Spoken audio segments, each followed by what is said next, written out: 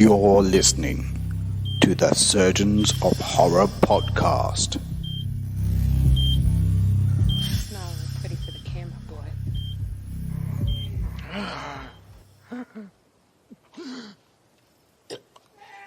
I know you like to watch, don't you? Don't you, you sick fuck? Don't worry. I'll give you quite a shot. Hello, welcome to the Surgeons of Horror podcast. Its purpose is to dissect and discuss horror films, both old and new. Starting off something a little different this time round for this current podcast episode, where I'm going to do we're kind of closing to the end of the 2010s, believe it or not, as we're in 2019. And what I wanted to do is just put out a poll for every year of the 2010s to see what you guys out there think was the best film of that particular movie. So obviously we're going to kick things off with 2010, and we had a series of movies out there, and we had a front runner that came out as the overall winner. And before I kind of get into that, I'll give you a list of all the films that were in the running of that poll. But before I even get to that, I need to introduce myself. I'm your lead host for the podcast, and my name is Saul Muerte. Joining me for the discussions of the best film for 2010 as voted by you guys is Miles Davies. Welcome aboard, buddy. Hello. Glad to be on board. Yeah, it's good to have you back in the swing. So yeah, as I was saying, we're trying something a bit new this time round, and it's purely centered around this year. We're looking at 2010 across the board. What I want to do is collect these movies at the end of the year as well. So, and do a bit of a poll at the end of the year and just go, okay, these were the ones you voted were the best movies of the year. Which of these do you think was the best movie of the 2010s? Nice. And do it around that. So keep an eye out for that towards the end of the year.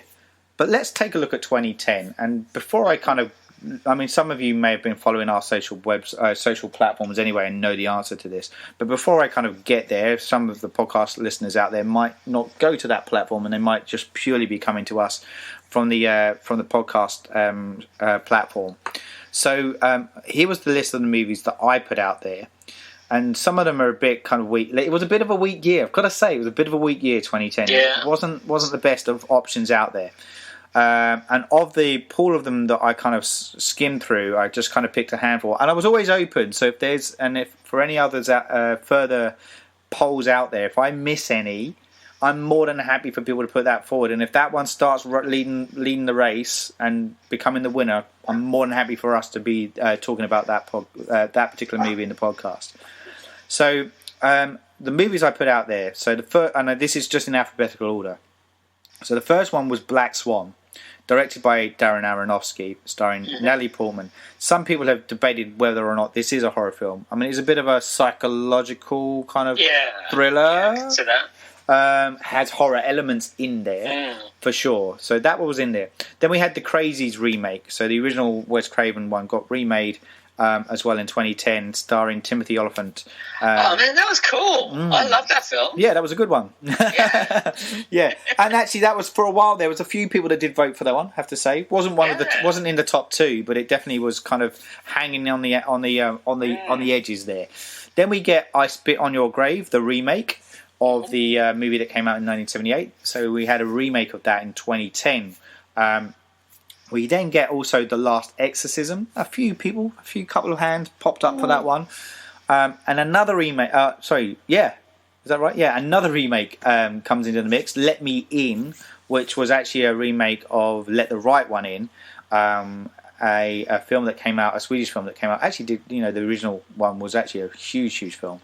I love the original. Yeah, me too. Hands down, was one of the most impactful films I've seen in it would have come out 2009, I think. So just slightly outside of the ballpark for coming into this one. Let Me In starred, and my mind's just gone completely blank. Chloe Grace Moretz was in the in the remake for that one. Again, I think that may have had one or two people vote for that one. I threw another one in there, La Muerte, which was also known as The Pack. A little bit of a lesser-known film. Not a lot of people... I've heard that's all right. Yeah, it wasn't so bad. I had one person put their hand up for that one, say, yeah, that was a pretty cool movie. He said, I didn't realise anyone was aware of that film. It is a cool film. I do recommend people check that one out. I've only seen I think I've seen the first 10 minutes about 3 times, and I haven't gone further. I want to say, and I could be wrong, but I want to say it may not still be there, but I want to say that you could still stream that on SBS on demand for Australian viewers out there.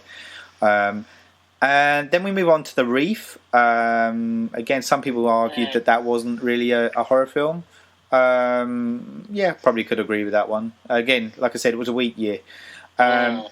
We get Sint, which is always known as Saint, which is kind of like a bit like how, a bad saint, essentially. No, I don't know that one. Then we get Tucker and Dale versus Evil. Oh, that was awesome. Comedy horror film. Very, very funny. I love that film. It's so good. Yeah, it is a very cool film. Very cool film. It's one of those ones that just, I know it's a spoof, it's not really horror, but it uses all of the cliche horror. Yeah, absolutely. It's a fun ride movie. Fun ride movie. And then the last of the 10 was The Wolfman, which was the Benicio del Toro movie with Anthony Hopkins as well, I think. Which there was a few people that actually quite liked that movie, which shocked me because I was like, good makeup. Good makeup. I think it was Rick Baker, wasn't it? Yeah. The effects were good. The story was just a bit dwindling on that one. Yeah. So they were the 10. Okay. There was comments also thrown in that I had mistakenly missed out a Serbian film in there too, which was also released in that year. And that's why I stress. Okay, if I miss a film, I'm more than happy for that to come in. A couple of people did put their hands up for that one too, and said that they would love for me to do one on that. However, it didn't come into the top 2. The top 2. Oh, actually, before I get to the top 2 of that lot, which one would you pick, buddy? Well, I like Tucker and Dale, but essentially it's a comedy. It is a comedy. Yeah. But it really was a shit year. It was a shit year, man. I don't know. I'd probably go, Let Me In or something. Yeah. Or I think I quite like the Last Exorcist. Oh, yeah, The Last Exorcism. Is it The Last Exorcist or The Last Exorcism? Yeah. Yes, that one. Yeah, cool. That was quite good as well. Yeah. I quite like The Crazies. I thought that was quite... Even though it was a remake. Oh, yes, sorry. I quite like that one. And equally, Tucker and Dale versus Evil, I thought was kind of fun. Yes, it's more comedy than horror, but I thought it leans on the horror to make the comedy work. Definitely. So, okay, so the people voted, and the top 2, the top 2 in the mix was the I Spit on Your Grave remake and Tucker and Dale versus Evil. Okay. And that's where we're balancing on. And people that have obviously clicked on this will obviously know the answer because it's going to be in the title of the podcast. The winner was I Spit on Your Grave. Okay. So, Okay, so we're going to talk about I Spit on Your Grave, the remake. But before we obviously crunch on with that, we do need to talk about the original movie, which came out in 1978. Not too much, just obviously... aware that of its existence, what it was, what it meant to the horror film genre, and what our reactions were to that in about 5 minutes or so. We'll quickly chop through that stuff. So obviously it came out in 1978. It instantly was dubbed as one of these video nasties, particularly in the UK. Massive of bans slapped on it because of the subject nature, because essentially it's a film that's a rape and revenge exploitation horror film. Okay. It was probably one of the first of its kind that I can recall ever kind of hitting out there and having an impact on it that made people gravitate towards it and want to see what this thing was. Just it's that whole thing. It's the train crash kind of car crash kind of moment. Yeah, people, when something controversial happens, people instantly go, oh, well, what is it? I want to see it. I think so. I think it rode the controversial train a fair bit. Yeah. I mean, I know a lot of people. When I saw it in I think the late 80s, and a whole bunch of people were quite incredulous of the fact that I hadn't actually seen it yet. And they had, and everybody had seen it. Oh my God, you've got to see it. Yeah, exactly. You haven't seen this. So look, it's been dubbed as one of the worst films ever made. Roger Ebert had also said that he was one of the he's a film critic. People might not know him, and the current millennials and beyond. But he was a well-known kind of film critic, and he actually called it a vile bag of garbage. In Time magazine, it was voted one of the top 10 ridiculously violent movies. So there you go. We're getting kind of painting a bit of a picture of this film. What was? I mean, you've seen it. I've seen it. We both kind of concur on this, but I'll let you go first. What was your reaction to it when you saw it the first time round? I mean, I saw it at like 7 o'clock on a Sunday morning. Okay. And after a big night of drinking with some friends. Sure. And it was just, I just couldn't believe what I was actually saying. I thought, this is not a film. Yeah. This is awful. This is just pure torture. And it was so low budget looking as well. I mean, I remember it just basically looked like somebody shot it on a video camera or like just the lowest grade of like film camera that I'd seen. So I don't know. I haven't seen a copy since. It might have been just their copy, but it was bloody awful. And I hated it. I just thought it was really repulsive, to be honest. I didn't like the whole rape element. No, it went on for way too long, and then I think the last kill is where they kill the mentally retarded boy, and it's done in such a disgusting, horrible way as well. I think she sort of goes into having sex with him and then hangs him while he's having sex, and it just. I was sitting there just going, this is not right. There's no way in hell this is right. Who enjoys this? But, I like some horrible horror films, but this was just... Thematically, it was just horrible, I think. Yeah. And look, I as a preface, I mean, 100% in agreement with you. I found it a really difficult watch. I was aware of it before, and I think I only watched it for the first time maybe about 6 or 7 years ago now.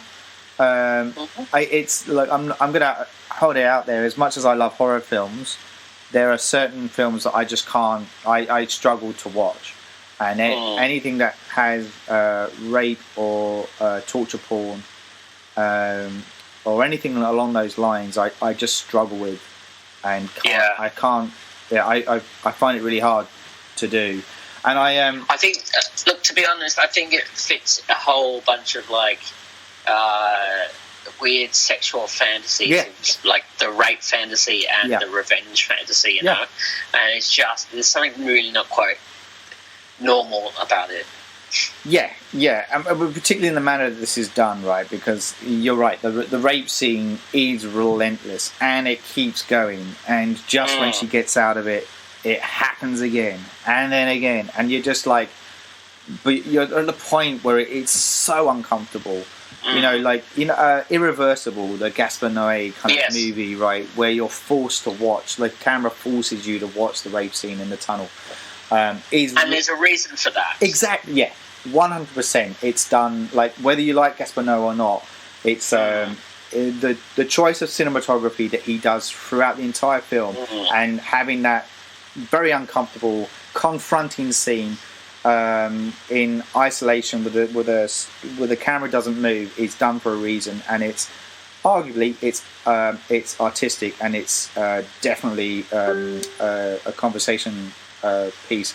What I mean about that is in terms of a political comment that it's making. So whereas when you look at something like that, as uncomfortable as that scene was, and you then watch something like I Spit on Your Grave, it's just, there's no meaning behind it other than to titillate those people that have this infatuation or this kind of leaning towards that kind of film. And it because it's not. I mean, it's not Last House on the Left. There's similar things going on in that, but there's something a little slightly more clever about it. And you know, the other things that happen is not just centered around, you know, a 40-minute rape scene, basically, unless you see the remake, and that's just horrific. But there's certain elements of, there's something more to it. It just seemed quite simplistic, and it had like two big scenes that audiences were meant to get their rocks off on. Yeah, that's right. So, yeah. So, and I'll just throw in the fact as well, like, I know this isn't a rape revenge movie, but 2 years after that, Cannibal Holocaust came out, which went to the extreme of cannibal horror, essentially, and shot in a very realistic fashion, that even had the director called up to prove that he didn't actually do the things for real. And I mention it purely, and I mention it because it's become that particular film became famous for being one of the first found footage films ever recorded, and it has this similar kind of down and dirty kind of feel to it, the way it's shot, but it has artistic leanings, whereas I Spit on a Grave doesn't. It just looks like somebody's gone out and gone, yeah, let's just shoot this. Yeah, that'll be fun. Yeah. And to I don't know, to titillate and and all that stuff. So really, really odd. And I don't get it. I don't get the appeal of it. So look, for good or ill, it had an impact of the day. It established a cult following. There were numerous bands around it, which obviously I personally felt elevated the curiosity factor around it. But it's a terrible movie. Like, and even the depiction of the mentally challenged character in it is woeful.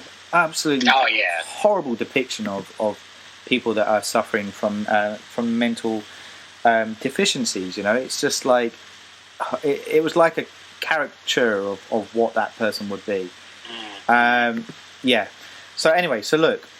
So onto the remake. So this is the thing. So we're obviously, you and I are not obviously coming into this with a very good let's just say we're reserved in what we're about to kind of witness. But the people have spoken. They want us to kind of comment on this one. And we are surgeons of horror, so we have to sometimes do these jobs that we don't like to dissect and discuss them. And so this is what we're doing. So 2010, the remake comes out based on, as I said, that the original film, directed by Stephen R. Monroe.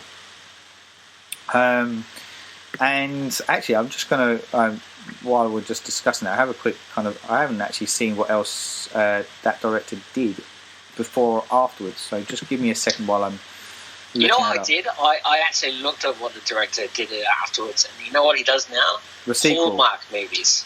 Oh, does he now? He does like Christmas Hallmark movies. Wow. Oh yeah, I'm looking at his IMDb now. Yeah. Like, Christmas Connection. A Bramble House Christmas. Yes. Christmas in Homestead. So vastly different. Wow. Far out. That's insanely crazy. Somebody has got just major hang-up. Has just gone, fuck that. I'm not doing those shitty films, type of films again. Yeah. And has done the complete diametric opposite. Massive, So he the Spit on Your Grave series. He did all three, I think. He did I Spit on Your Grave too. Did you do the third one? It doesn't look like it. No. No, he didn't. No, he did the second one, which that has no tie-in or relevance to this movie at all. It just has a rape revenge kind of theme to it. I think the third one, she comes back. Yeah, this lady comes. The main woman comes back. Yeah, and it's. I don't know how long before. She's a central character in it. So this director also did the Exorcism of Molly Hartley, which I seem to remember a vague memory. That's actually quite good. Yeah, I seem to remember it. Anyway, I must have watched it, but anyway, that's as far as it goes. Okay, so directed by Stephen R. Monroe, who's now in Hallmark Christmas Land.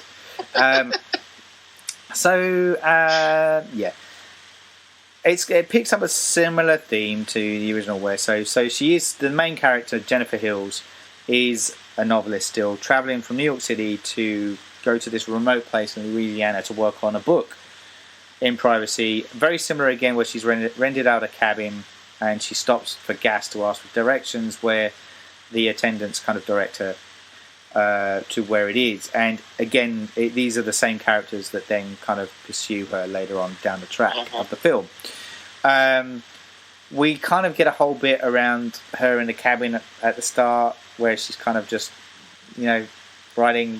There is a bit where, she does have a mobile phone. She's contacting somebody. So it's very much set in modern day.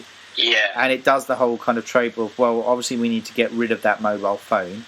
So she drops it down the toilet. Which is broken, yeah. She's smoking marijuana, drinking alcohol. Big no-no. Well, yeah. That's it. Shouldn't be doing that. That's going to have bad news. And but then she does call up a guy to sort out her blocked toilet, or whatever it is that was wrong with the toilet. Yeah, the guy turns up. Water and toilet. Yeah. Yeah. So the guy comes up. This is Matthew, who's this. He has have the disability. So we do have a character in it again with some mental deficiencies going on. And she gives him a kiss out of gratitude. And he goes and tells his friends about it, who happen to be the gas attendants.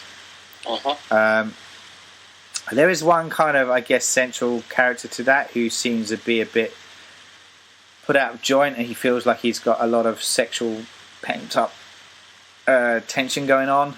And he's the one that Johnny, that's it. And he's the one. They're always called Johnny. They're always called Johnny. Yeah. Johnny is the one that kind of says that this character, the Jennifer character, is a snob and needs to be taught a lesson. Because he feels his ego's bruised, because I think she puts him out or something in the gas station. Yeah, he's sleazing onto her, and then I think she does something and he trips over and ends up with a bucket of water over his feet or something. Yeah, and his friends laugh at him. So she just kind of, oh my god! So she really deserved it. Yeah, that's it. That's it. That's right. How dare she make a fool of him? Bruise a man's ego. Yeah. So, I don't know about you. I mean, obviously, this is. I felt like. Okay, so I was apprehensive anyway about watching this movie. I did feel like it was spinning its wheels a bit in order to just get to the point where the rape is going to happen. We know it's going to happen. And it just felt like there was no real development of character.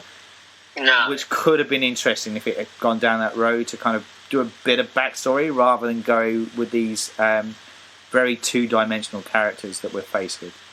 It got very. It certainly seemed like they plotted it like a porn movie's plotted.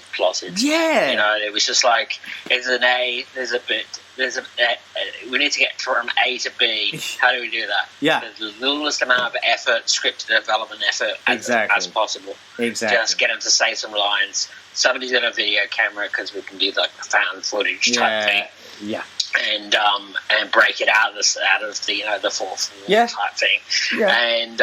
And there's a bunch of horrible men basically. Yeah, that's right. Yeah. And then rape time. Yeah, it's rape time. How else are you going to address that? Yeah. So we get the night in question where the four men sneak into Jennifer's cabin, and this is where at first it becomes a power game. Where the guys are making her drink alcohol. The Johnny guy gets her to show him her teeth. Yeah. I still didn't really understand that. I didn't know what he was going to do. I thought he was going to pull her teeth out or something. Other than that, other than it being a plot device for later on, I didn't really see what his fascination with her teeth was. But there you go. And so this kind of starts escalating, and then there's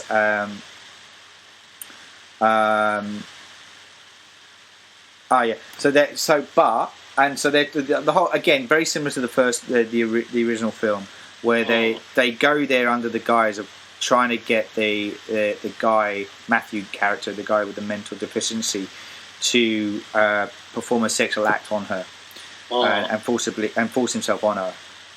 Obviously, they have their own kicks in mind, but they're going under the guise of that's why they're there. and it's very awkward. And she, one thing I like, as much as you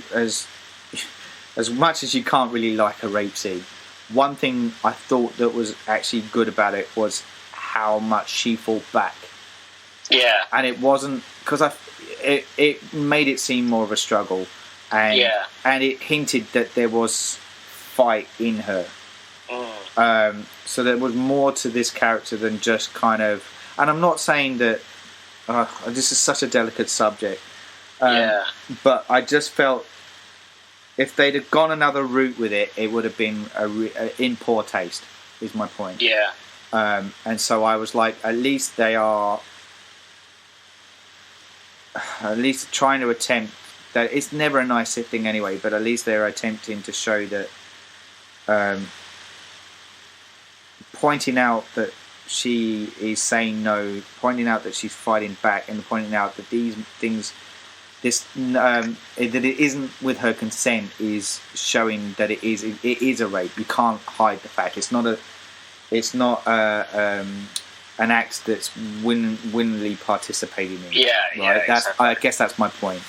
Okay, so despite that, the Matthew character is able to then force himself on her, but she, in the midst of the confusion, is able to kind of fight her way out and get away.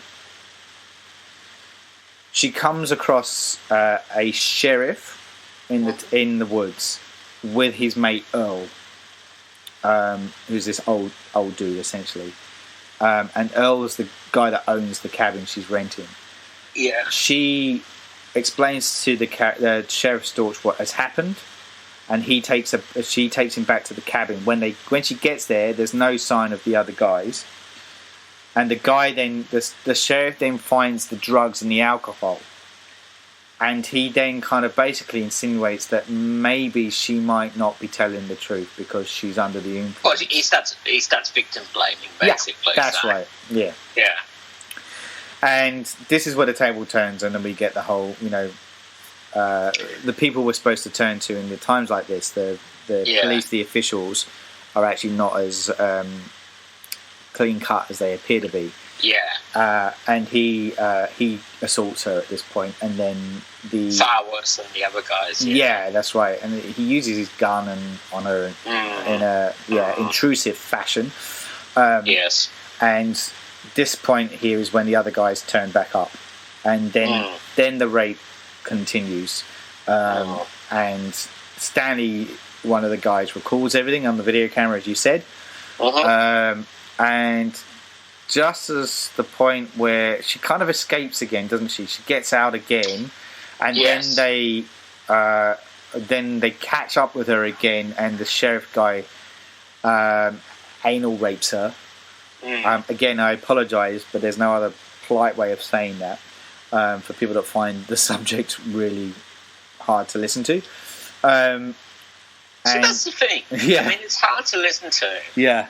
And it's just, it's completely moronic to watch. Yeah. I don't understand how anybody can go, you know what, this is a fucking great film.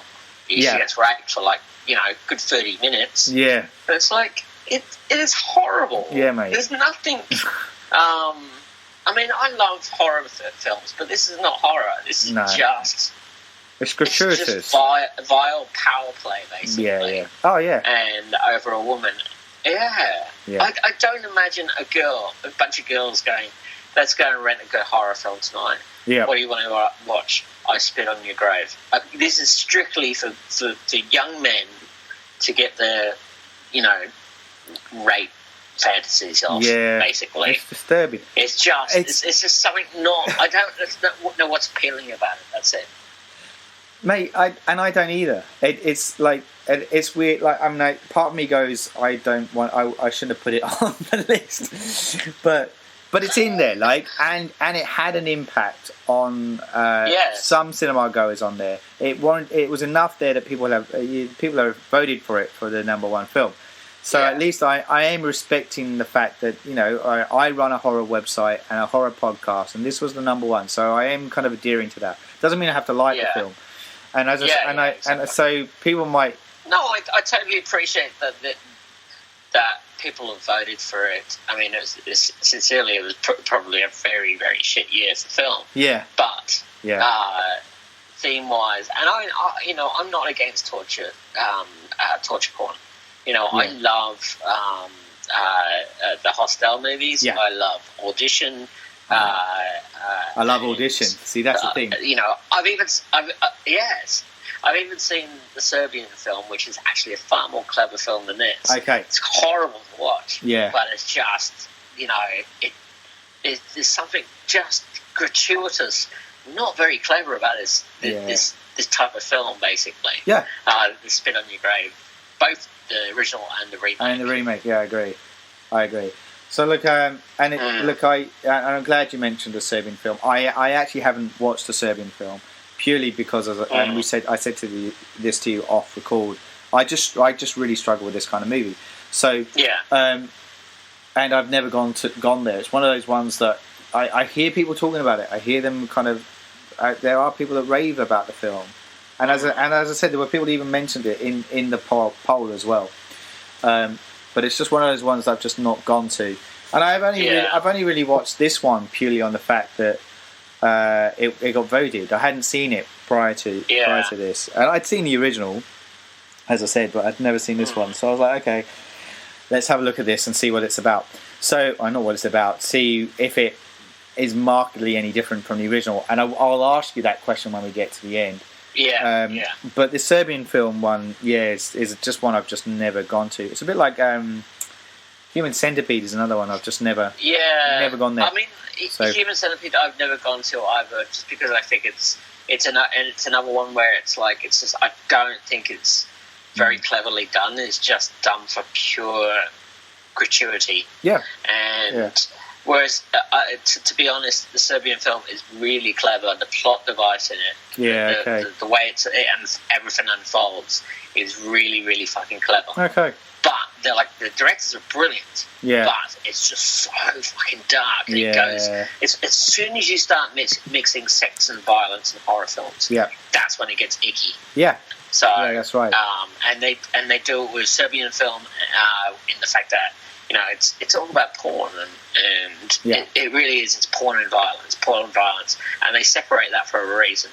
Yeah. Porno films do not have violence in them because they get just rated to buggery, and they cannot get a release on their films. Yeah, that's right. And same with horror films. They rarely have anything too gratuitous because they just cannot get a certificate for it. So, no, that's right. But, and the lines just blur too. Which is the reason why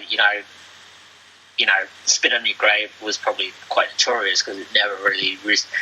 Did it ever receive a rating? Did it ever go through any kind of official the original release, or was it just like a word of mouth type thing? Are we talking about the original one? Yeah. That's a good question. I don't actually know. Because I know it got, like I said, it got really panned. When it first came out, and a banned as well from a lot of people, a lot of countries, I should say. But as far as how it was distributed and released, that's a really good question, and I am kind of spinning my wheels a bit while I'm looking stuff up in the background. Oh look, I think we had a video store, but it was really kind of like it's one of those low budget distribution agents. That released. It wasn't even like a palace or anything like that. It was like released by Bob's Movies or something like that. Yeah. And here we go. So I'm just looking it up now. So the director is Miyazaki, who made the original film, and actually I just said his daughter was in it as well, which is interesting. Not one of the main women in it, but not the main lady in it, but anyway, so he was unable to find a distributor, so he ended up distributing it himself, and it just played in a lot of these kind of back-end drive-in theaters. Like and he made his money back through advertising, essentially. It was eventually picked up by Jerry Gross Organization,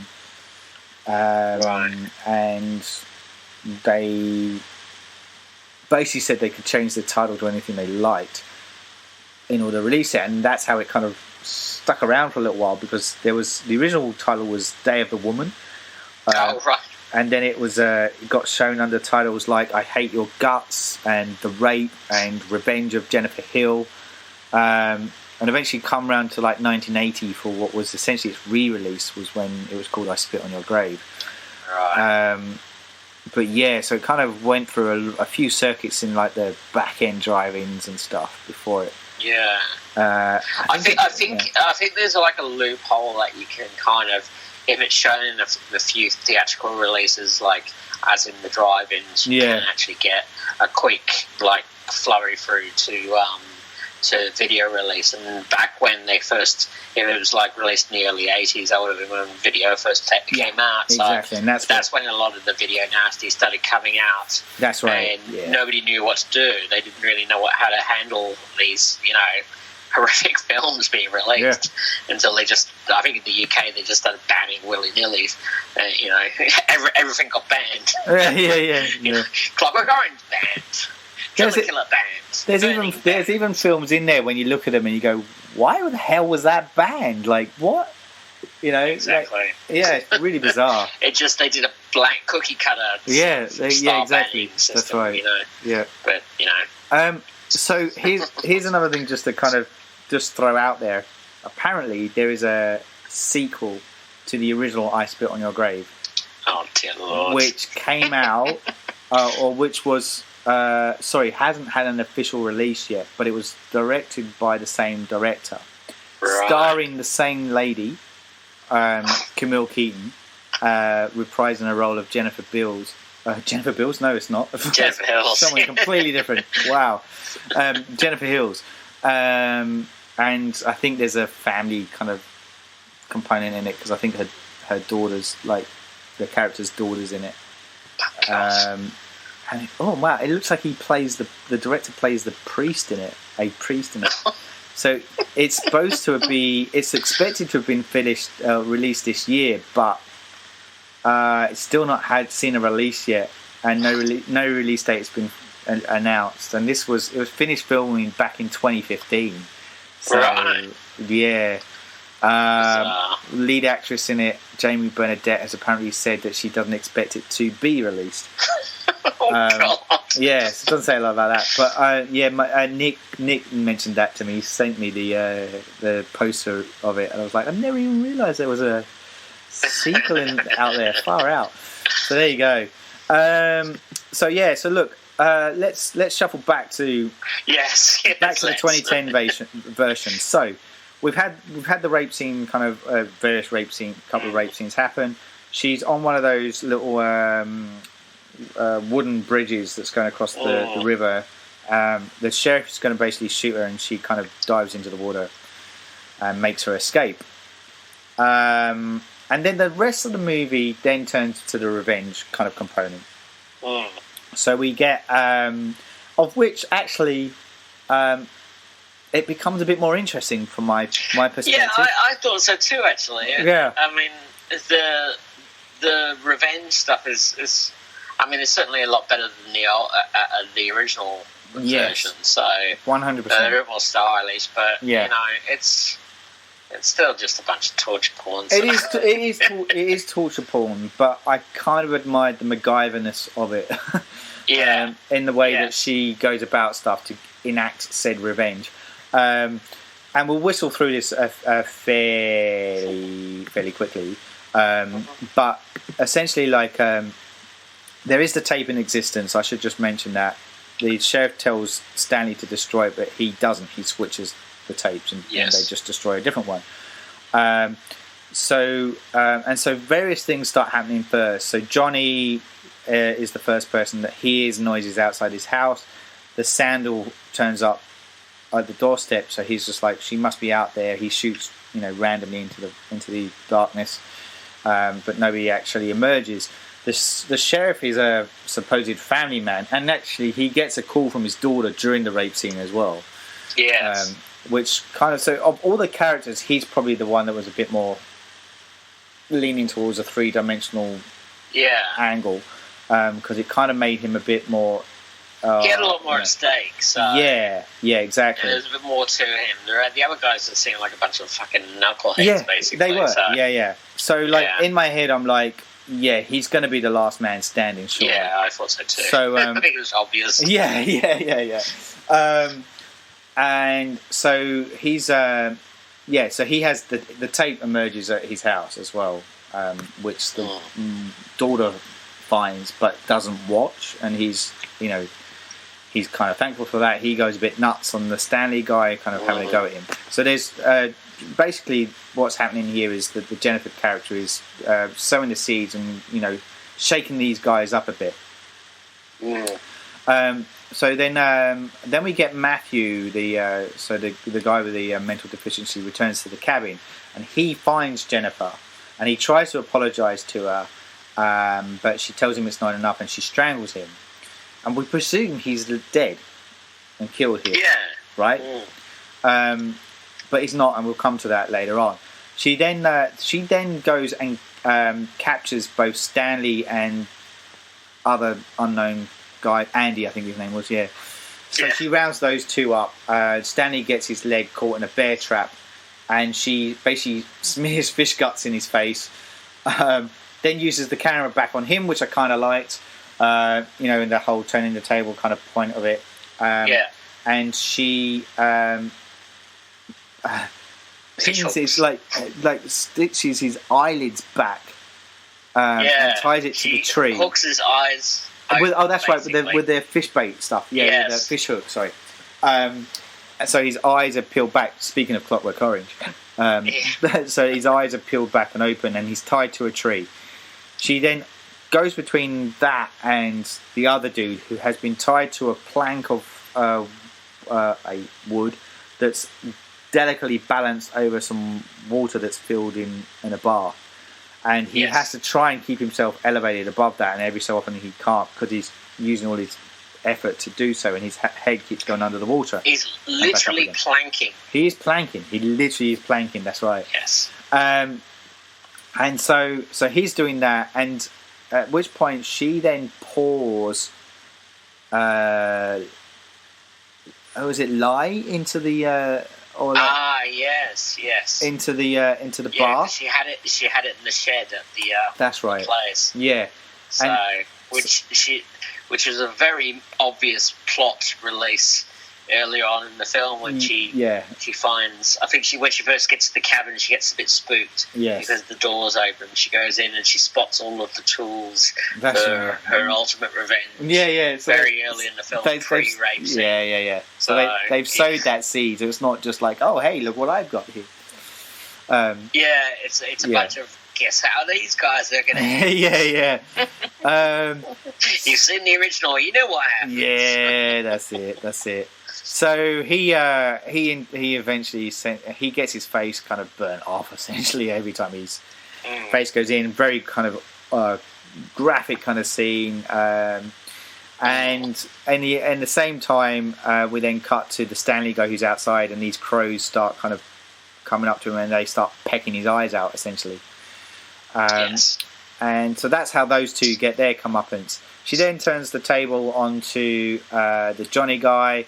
He's she knocks him out at the gas station, doesn't she? And then because she's posing as some other like tiny denim skirt, and he throws him off, and she turns around and whacks him on the big crowbar. That's right, knocks him cold. And when he comes to, he's butt naked, tied to the walls and stuff, essentially strung up, and she essentially pulls his teeth out with pliers first. Yes. And that's the whole kind of no teeth thing, because he basically forces himself on her in the rape scene earlier on, and she basically pulls his teeth out as her revenge on him, and then castrates him. And with some garden shears. And does he die of bleeding out? Is that how he dies? I think it must be, or it makes him go faint, and then because he's got the the thing around his neck. Yeah, that's right. He obviously likes.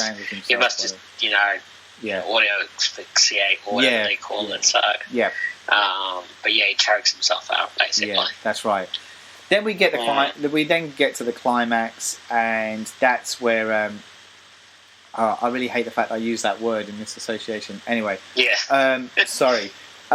So we get the conclusion of the film, and she pays a visit to the sheriff's house, posing as their daughter's new teacher, and he gets the call from the wife and the daughter saying, the new teacher's here, and then he realizes it's her, Jennifer, and she basically then he comes tearing back, and she kind of lures him out and knocks him unconscious. When he wakes up, he's tied to a chair, kind of leaning forwards. In front of him is Matthew, who's actually unconscious too. And Jennifer anally rapes him with his own shotgun. Yes. Again, Mark, what's the an eye for an eye kind of moment from what he did to her. And she kind of points out that she was just as innocent as his daughter, because he's kind of saying, please leave my family out of this, blah, blah, blah, tell me you won't see them. She then attaches with a string the trigger to the shotgun, and then wraps it round to the wrist of the unconscious Matthew, who's sat in front of him, and basically said, when he wakes up, I suggest that you tell him not to move. She then sits outside. Matthew wakes up, and the sheriff tells him not to move, and he does so. The trigger goes off, and obviously the bullet goes through his arse and out of his mouth, and shoots and kills Matthew too in the process. Killing both of them, leaving both men dead. Then outside, Jennifer sits there and she kind of smirks, and then we get the end of the movie.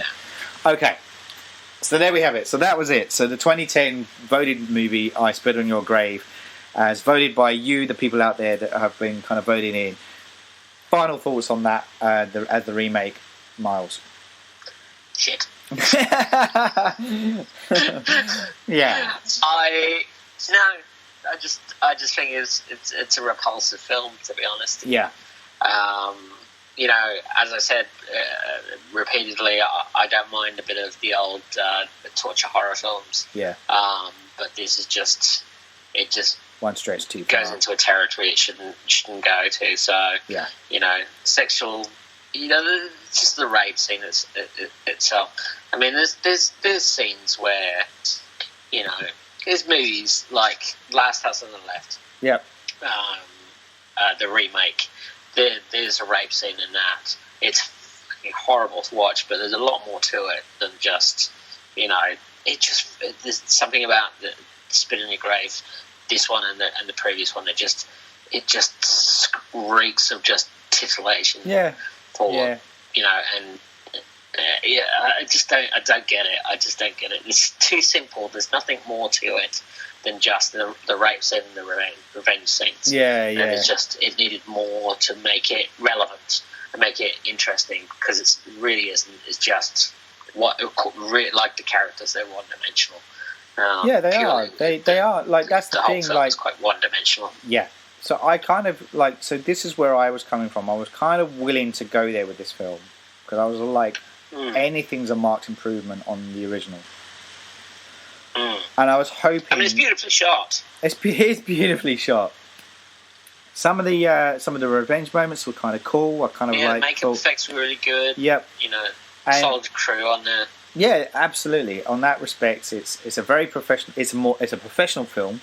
And you can see that in the evidence on the way it's edited and put together, and the way, as you said, the way it was shot. As far as the content matter is concerned, and I'm not talking about the rape kind of component of it, because we've already established that.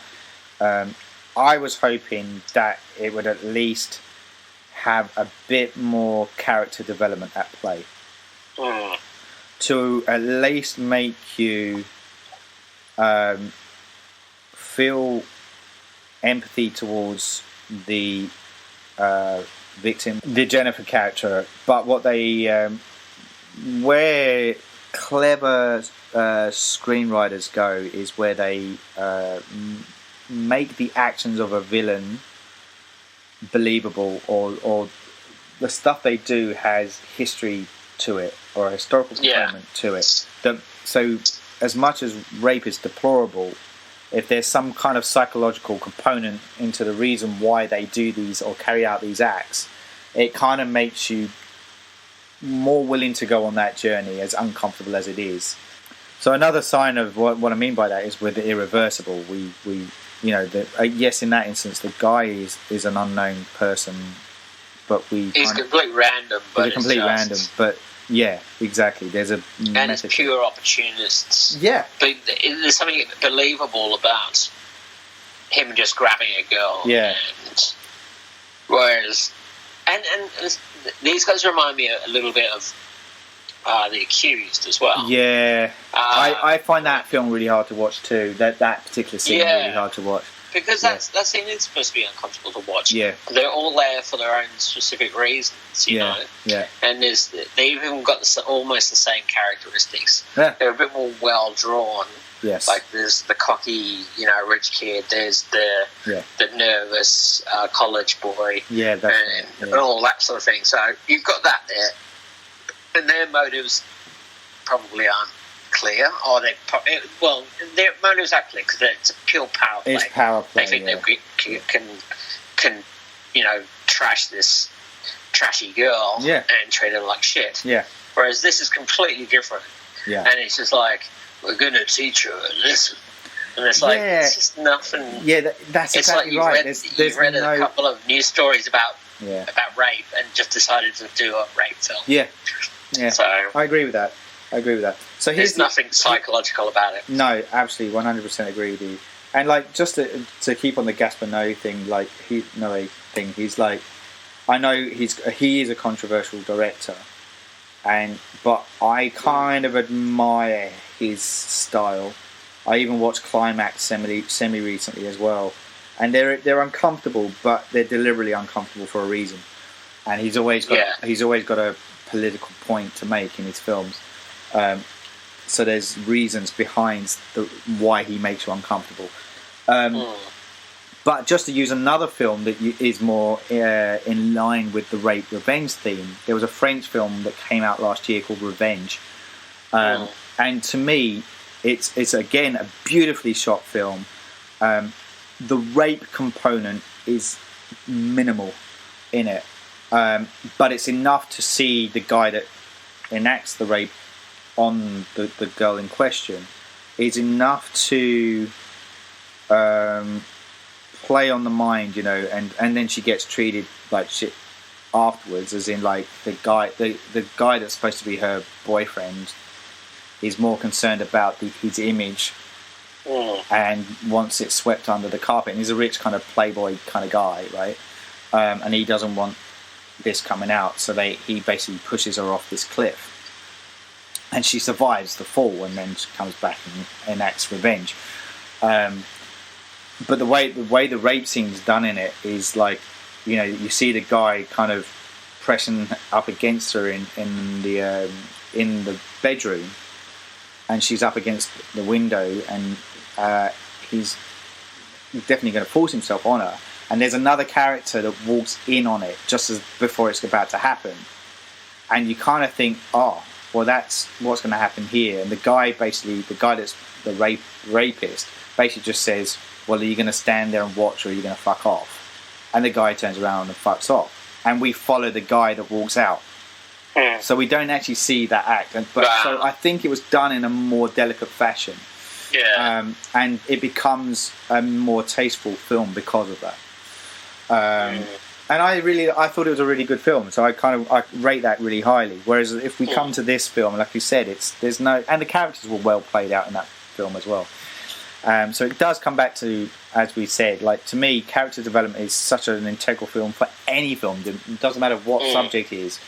And when you do these kind of paint by numbers, two-dimensional kind of characters, I'm lost. I'm like, well, I'm not getting any buy-in.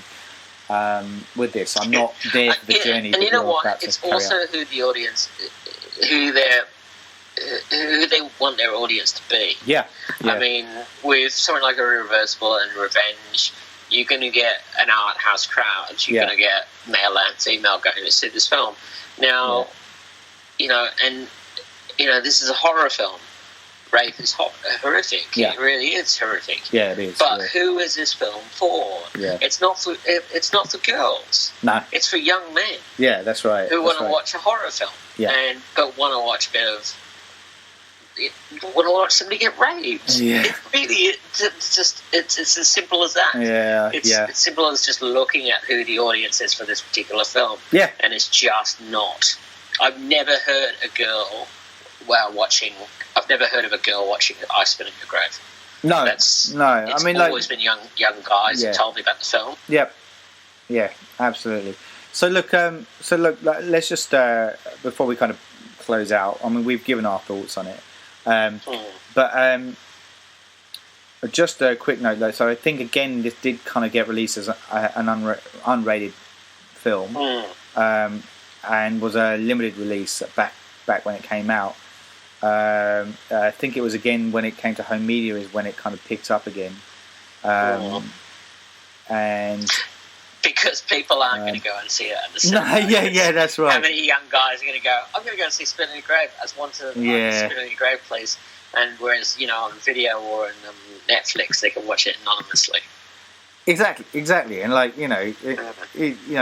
there's no way I'd go to okay, using Gaspar Noé as an example again, right? I went to see both Irreversible and Climax at the cinema. So whereas someone like this, it's just not. I wouldn't like, and I watched it at home, on my own, and just look, it's not. It's a different. This one was probably one of the more difficult ones for me to kind of review on, and it's because it sits in the subject matter of films that I find really uncomfortable anyway to go there, and like you said, there were people that it got voted, as I said, #1 movie for 2010. It was a pretty shit year, as we said. I've just jumped onto Rotten Tomatoes. And this version got 32% on the tomatometer there. The audience score is about 47%, so obviously it has a bit more kind of swing in its favour, which is kind of interesting. Not to use Rotten Tomatoes too much as a benchmark, but I just thought I'd dive in there and have a quick look at that as a comparison to the original film, which actually has a higher tomatometer, 53%, which you probably would expect, and only 40% like that movie. So as a comparison of my own comparison of the two movies is that it is a marked improvement on the original, and the fact that the original was just so woefully bad. Yes. At least it, as I said, this movie, as we said, is more professional in the approach that it's gone about it. Yeah. It is, however, a really hard watch. The subject matter is always going to be really difficult for anyone to kind of connect with. Interesting. So, and I'll probably end up saying it did kind of have a little bit of a cult support behind it. Fangoria magazine, which is known obviously for touching on horror films, did quote saying it's just as raw and upsetting on screen in its on-screen brutality as the original, perhaps more so since the acting is significantly better this time around.